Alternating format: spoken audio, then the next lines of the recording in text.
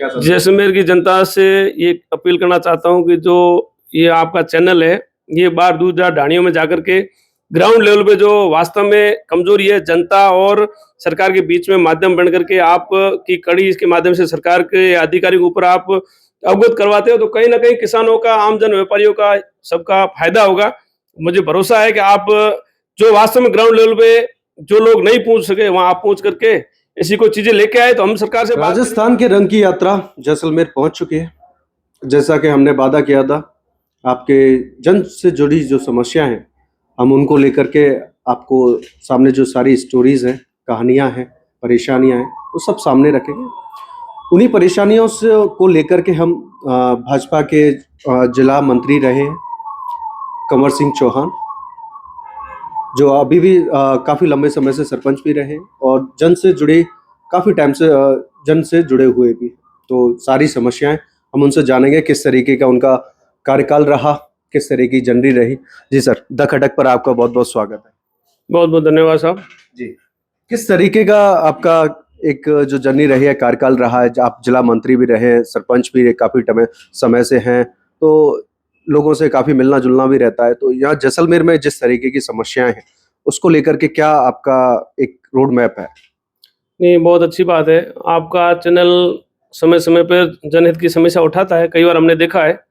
लेकिन हमारा जैसलमेर सीमावर्ती जिला है, दूर दराज ढाणियों में लोग यहाँ रहते हैं और यहाँ दूरियां भी बहुत है। लेकिन पूर्ववर्ती सरकारें रही है और वर्तमान सरकार में अगर काम करने की जो कार्यशैली है वो रात दिन का अंतर है। जैसे वर्तमान में भजन लाल जी की सरकार और देश में जैसे मोदी जी की सरकार, उन्होंने जो गरीब अंक्ति, लास्ट अंक्ति जो बैठा है किसान, उसकी सोची है, आम जन की सोची है। तो ऐसे दूर दराज ढाणियों में जो लोग बैठे हैं उनकी वास्तव में कहीं ना कहीं जनहित के काम हो, जैसे प्रधानमंत्री आवास हो या जल जीवन मिशन से जुड़े हुए हो या लाइट पानी की समस्या हो या ऐसे कई चुन चुन कर जो समस्या है उनके समाधान की ओर हमारी सरकार चल रही है। और जैसलमेर के लिए विशेष पर्यटक नगरी है और यहाँ किसान भी रहते हैं दूर दराज पे। तो जैसलमेर जिले के लिए जो बजट में भी जैसलमेर जिले का विशेष कई बार ध्यान रखा गया है।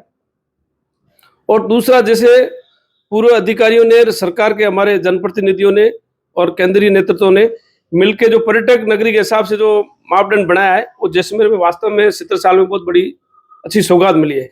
जैसे हमारे जितने सर्किल है उनका जीर्णोद्धार हो रहा है, जैसे हमारे जैसलमेर के अंदर 2 प्रवेश द्वार है उनके बड़ा बड़ा गेट बन रहे, और रोड भी है, तो कहीं ना कहीं ट्रैफिक बढ़ता है।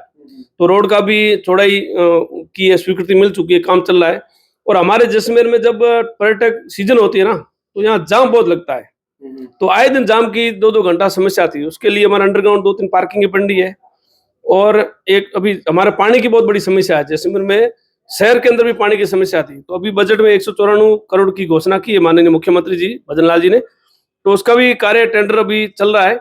कुल मिला के जो जैसलमेर को जरूरत थी उस आधार पे यहाँ बजट भी मिला है और काम भी मिला है। तो हमें भरोसा है कि आने वाले 2-3 साल में जो हमारी समस्या का समाधान है उसके ऊपर हम नजदीक पहुंचे। लेकिन जिस तरीके से योजनाएं बना दी जाती हैं, टेंडर जारी कर दिए जाते हैं या बजट में बता दिया जाता है कि इतना अमाउंट मिलेगा, ये कार्य होंगे, लेकिन वो धरातल पर बहुत ही कम दिखते हैं।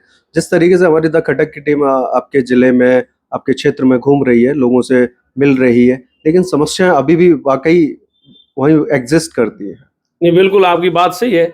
कहीं ना कहीं क्षेत्रफल में बड़ा जिला है और जो योजनाएं दिल्ली से चालू होती है या जयपुर से चालू होती है तो उसको जीरो लेवल पे चालू करने में समय लगता है। लेकिन ये हम आपको कह सकते हैं कि पूर्ववर्ती कांग्रेस की सरकार में हम सुनते थे, कांग्रेस के यशस्वी उस टाइम के जो जनप्रतिनिधि थे वो जरूर बातें करते थे, अपने उद्बोधन में बोलते थे कि हम दिल्ली से 100 रुपए भेजते हैं तो अंतिम व्यक्ति पास 10 पैसे पहुंचते हैं।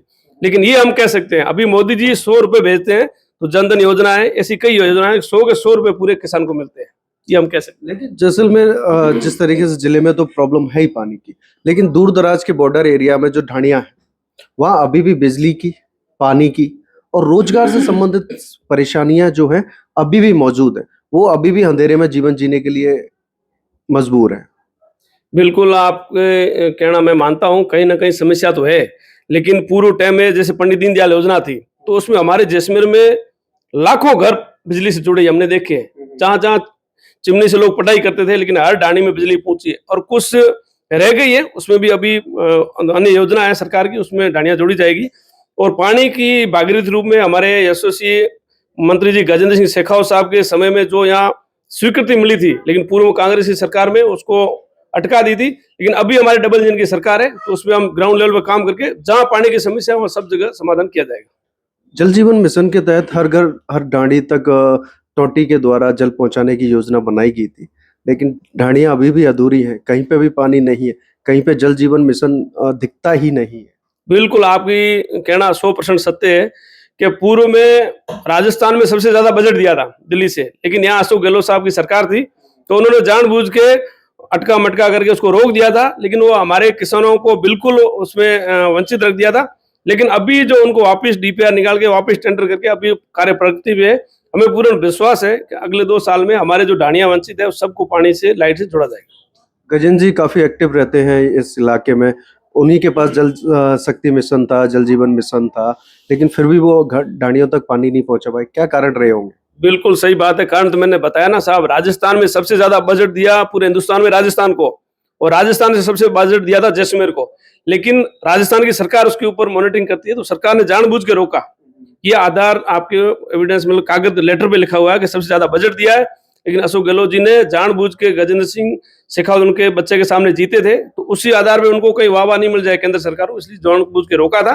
लेकिन अभी आप देखना 2 साल में जो कार्य कमजोर थे या रुके हुए थे वो सब काम होगा। मुख्यमंत्री भजनलाल जी की सरकार है, कई सारी योजनाएं लागू की जाती है। उन योजनाओं को लागू करने के लिए क्षेत्र में अवेयरनेस के लिए कोई कार्यक्रम आपकी तरफ से चलाए जा रहे हैं, जिससे कि लोगों को जानकारी हो, उनके लिए सुविधाएं लाई जा रही है, उनका पता हो, किस तरीके से सहायता कर? बिल्कुल, भजनलाल जी ने हमारे को कोई अच्छे काम दिए, जैसे खूड़ी को भी पर्यटक से जोड़ा गया, हमारा पर्यटक नगरी है, तरुण माताश्री भी वहाँ बजट दिया गया है, और ऐसे कई काम है। वैसे भजनलाल की जो योजनाएं हमारे सभी भाजपा के कार्यकर्ता, हमारे जिलाध्यक्ष जी दलपत जी के नेतृत्व में सभी कार्यकर्ता मॉनिटरिंग करते हैं, और जहां जहां हमें अभी हमारे प्रशिक्षण शिविर थे, मंडलों में मीटिंग थे, तो हम कार्यकर्ताओं को बताते हैं, जनता को बताते हैं कि ये योजना है, इसमें आप जाकर के फायदा लीजिए। हम सब कार्यकर्ता लगे हुए हैं। मैं पूछना चाहूंगा कि जैसे कि जैसलमेर पर्यटन नगरी भी है, काफी सारे पर्यटक आते हैं और कई बार इस तरीके की घटनाएं भी देखी जाती है, पर्यटकों के साथ बदसलूकी हो या उनके रहने के लिए या जिस तरीके से घूमते हैं काफी परेशानियां। तो पर्यटन के क्षेत्र में क्या क्या विकास के कार्य किए जा रहे हैं या कोई योजना ऐसी लेके आई जा रही है? पर्यटक के दृष्टि से हमारे यहाँ लपकागिरी चलती है, तो कुछ गाइड लोग जानबूझ के पर्यटकों के साथ बदमाशियां करते हैं। उसके लिए हमारे एसपी साहब और कलेक्टर साहब की पूरी टीम लगी हुई थी। उस टीम में मीटिंग में मैं भी 1-2 बार गया हूँ, लेकिन उसमें एक पर्यटक टूरिस्ट अलग करके पुलिस नॉमिनेट कर रखी है, और जिन्होंने बदमाशी की उनके ऊपर केस भी किया है। जो वेबसाइट करके जो फर्जी को चला रहे थे, कोई गेस्टों के साथ बदमाशी की, उनको मुकदमा करके कार्रवाई की है। कार्रवाई अब जो पहले बदमाशी होती थी और अभी बिल्कुल ना के बराबर है। ऐसा कोई होगा तो उसके ऊपर एक्शन लिया जाएगा। एक्शन लिया जाएगा। द खटक के माध्यम से जैसे राजस्थान के रंग की यात्रा हमारी चल रही है, दर्शकों को और आपके जो जन है, जैसलमेर की जनता है, क्या कहना चाहोगे? जैसलमेर की जनता से ये अपील करना चाहता हूँ कि जो ये आपका चैनल है, ये बार दूर दराज ढाणियों में जाकर के ग्राउंड लेवल पे जो वास्तव में कमजोरी है जनता और सरकार के बीच में माध्यम बन करके आप की कड़ी इसके माध्यम से सरकार के अधिकारियों के ऊपर आप अवगत करवाते हो, तो कहीं ना कहीं किसानों का, आम जन व्यापारियों का, सबका फायदा होगा। मुझे भरोसा है कि आप जो वास्तव में ग्राउंड लेवल पे जो लोग नहीं पहुंच सके वहां आप पहुंच करके ऐसी कोई चीजें लेके आए, तो हम सरकार से बात जैसलमेर से। और अभी फिलहाल मैं सरपंच भी हैं, कई सालों से लगातार सरपंच बने हुए, जो अपनी क्षेत्र की जनता के विकास के लिए कार्य करते रहे और आम जन के सहयोग के लिए हमेशा आगे रहे। मेरे सहयोगी नरेश के साथ मैं राहुल टी.सी. शर्मा, देखते रहिए।